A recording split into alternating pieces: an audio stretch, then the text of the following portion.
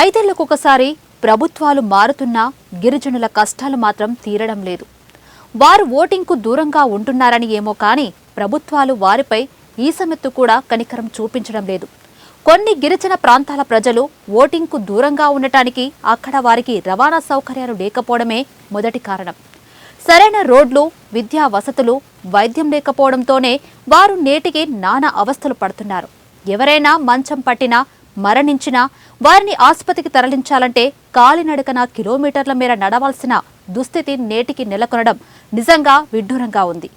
తాజాగా విజయనగరం జిల్లా గంట్యాడ మండలం కొండపర్తికి చెందిన రాజారావు అనే వ్యక్తి అనారోగ్యం పాలై చికిత్స పొందుతూ మృతి చెందాడు. అయితే ఆసుపత్రికి ఎలాగోలా చేరుకున్న కుటుంబ సభ్యులు మృతదేహాన్ని స్వగ్రామానికి తీసుకెళ్లేందుకు సరైన రోడ్డు మార్గం లేకపోవడంతో ఒక కర్రకు దుప్పట్లతో కట్టి 7 కిలోమీటర్లు కాలినడకన తీసుకెళ్లారు.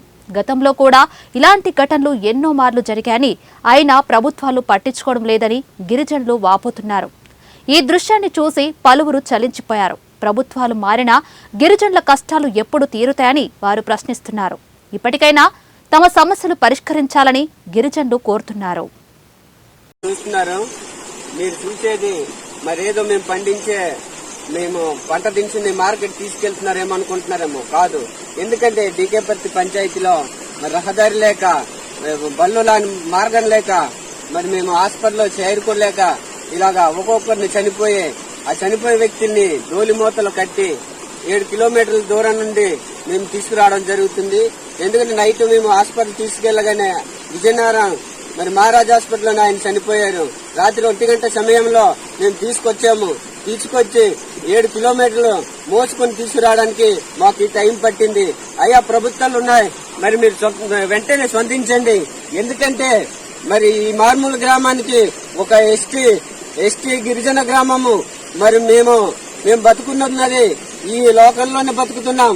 అయ్యా, మీరు వెంటనే మా గ్రామాన్ని పరిశీలించండి. మా గ్రామానికి రోడ్డు మార్గం లేదు, ఒక బ్రిడ్జి మార్గం లేవు. మరి అటువంటి గ్రామాలని మీరు వెంటనే స్పందించి మా గ్రామానికి రోడ్డు ఏర్పాటు చేస్తే మా కష్టాల్ని కొంతవరకు మేము హాస్పిటల్కి వెళ్ళడానికి కూడా మంచి మార్గాలు సదుపాయాలు కల్పిస్తారని మరి ఈమయ్యనే మరి ఎంపీ గారు వచ్చారు. మరి కలిసి టెప్పలనాయుడు గారు మా గ్రామానికి వచ్చి మొన్న లాస్ట్ మంత్ 23వ తేదీన వచ్చి మా కష్టాలన్నీ కూడా తెలుసుకున్నారు. అయ్యా, మరి మీరు వెంటనే స్పందించి మా కష్టాలన్నీ కూడా ప్రభుత్వం దృష్టికి తీసుకెళ్లండి అయ్యా. అలాగే మన విజయనగరం మంత్రి గారు ఉన్నారు, అయ్యా శ్రీనివాస్ గారు. అయ్యా, మా గ్రామానికి మీరు చూశారు, మా కష్టాలేంటో తెలుసుకున్నారు. మరి మీరు కూడా మా గ్రామానికి వెంటనే స్పందించి మరి మాకు రోడ్డు సౌకర్యం కల్పిస్తారని మరి మీరు మా కష్టాలన్నీ కూడా మీ వల్ల కాకపోయినా మరి సీఎం గారి దృష్టికి తీసుకెళ్లండి. అలాగే డిప్యూటీ సీఎం గారు పవన్ కళ్యాణ్ గారి దృష్టికి తీసుకెళ్లండి. లేదా అంటే నారా లోకేష్ గారు ఉన్నారు, మరి ఆయన దృష్టికి ఆయన తీసుకెళ్లండి. లేదనుకుంటే మీరు చేయలేమనుకుని చెప్పండి. నేను ఏ విధంగా అయినా మరి సీఎం గారి దృష్టికి నేను తీసుకెళ్ళడానికి కూడా ప్రయత్నిస్తాను. అయ్యా, మీరు ఉన్నారయ్యా, మీకోసం మేము ఎదురు చూస్తున్నామయ్యా. ఎందుకంటే మీరు చేయగలరు, మీరు అనుకుంటే సాధించగలరు. మాకు గిరిజన గ్రామానికి రోడ్డు వేయాలంటే పెద్ద కష్టమేం కాదయ్యా.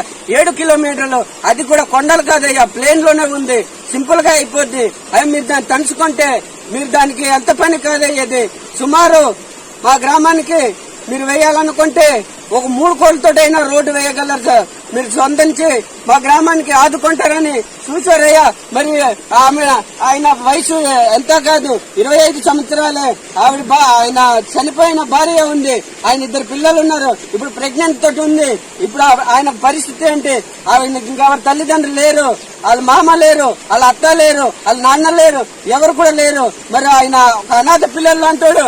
మరి మేము హాస్పిటల్కి తీసుకెళ్లలేక ఇలాగ మార్గం మధ్యలో చనిపోయి మేము ఇంత కష్టపడి మళ్ళీ ఇంటికి చేరుకోవడం జరుగుతుందయ్యా. దయచేసి ప్రభుత్వం ముందుకు రండి, మాలాంటి గ్రామాలు ఉన్నాయి, ఆదుకోండి.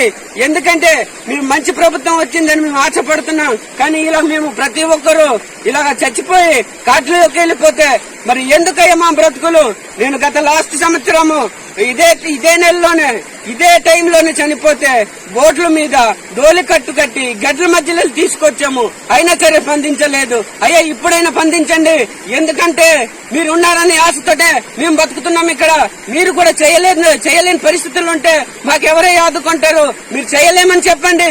నిన్నెంతకైనా మరి కష్టపడి మరి విజయవాడ సీఎం ఆఫీస్ వరకైనా తీసుకెళ్లే పరిస్థితి ఉంది. ఎందుకంటే నేను కష్టపడి కూలి చేసి ప్రజలను ఆదుకుంటున్నానయ్యా. నేను ఒక పేదవాడిని, అలాగే నన్ను సర్పంచ్ ఎన్నుకొని ఈ గ్రామానికి ఆదుకుంటానని వాళ్ళు కూడా ఆశపడ్డారు, అయినా సరే ఫలితం లేదు. మేమెంత కష్టపడి రోడ్డుని జాబ్ చేసుకున్నా ఈ వర్షాల వల్ల కొట్టుకెళ్లి ఇలాంటి బళ్ళు వెళ్ళలేని పరిస్థితి ఉందయ్యా. అదేనయ్యా, ఒక రోడ్డు మార్గం ఉంటే అంబులెన్స్ రావాల్సింది, అయినా సరే ఆటో కూడా రాలేని పరిస్థితి వచ్చిందయ్యా. మరి మీరేం చేస్తారో మాకు తెలియదు. వెంటనే స్పందించి మరి మా గ్రామానికి మీరు ఆదుకుంటారని మీకు మనస్ఫూర్తిగా కోరుకుంటున్నానయ్యా. మరి దయచేసి మీరు ఎటువంటి రిస్క్ తీసుకుంటారో నాకు సంబంధం లేదు, ఎందుకంటే మా కష్టాలన్నీ మీరు తీసుకెళ్లవలసిందే నేను కోరుతున్నాను. మరి ప్రతి ఒక్కరు కూడా అయ్యా మీడియా నాయకులు, మీడియా మిత్రులు, ప్రెస్ వాళ్ళు మీరందరూ కూడా మరి పై స్టేట్ వరకు కూడా వెళ్లే విధంగా మరి ఈ వీడియోని మీరు ఫార్వర్డ్ చేయండి సార్. ఎందుకంటే మరి ఇటువంటి వీడియోలు నేను ఎన్నో ఫార్వర్డ్ చేశాను, అయినా సరే ఒక నాయకుడు కూడా స్పందించి మా కష్టాలు తీర్చలేదు. దయచేసి ప్రతి మీడియా పత్రిక అందరూ కూడా మరి డైరెక్ట్ గా స్టేట్ లో గానీ మరి సీఎం దృష్టికి గానీ అవసరమైతే నరేంద్ర గారి దృష్టికి కూడా పెట్టండి. ఎందుకంటే ఇలాంటి గ్రామాలు వాళ్ళు వెంటనే పరిష్కరించడానికి ముందుకొస్తారు. ఎందుకంటే మీరే ఇక్కడే దాచుకుంటున్నారు. ప్రతి వీడియో కూడా మరి బయట అధికారుల దృష్టికి తీసుకెళ్లలేదు. అయ్యా దయచేసి ఇటువంటి సమస్యలు మీరు మీ దగ్గర ఉంచుకోకండి, మరి సీఎం దృష్టికి తీసుకెళ్లండి, అవసరమైతే నరేంద్ర మోడీ దృష్టికి తీసుకెళ్లండి.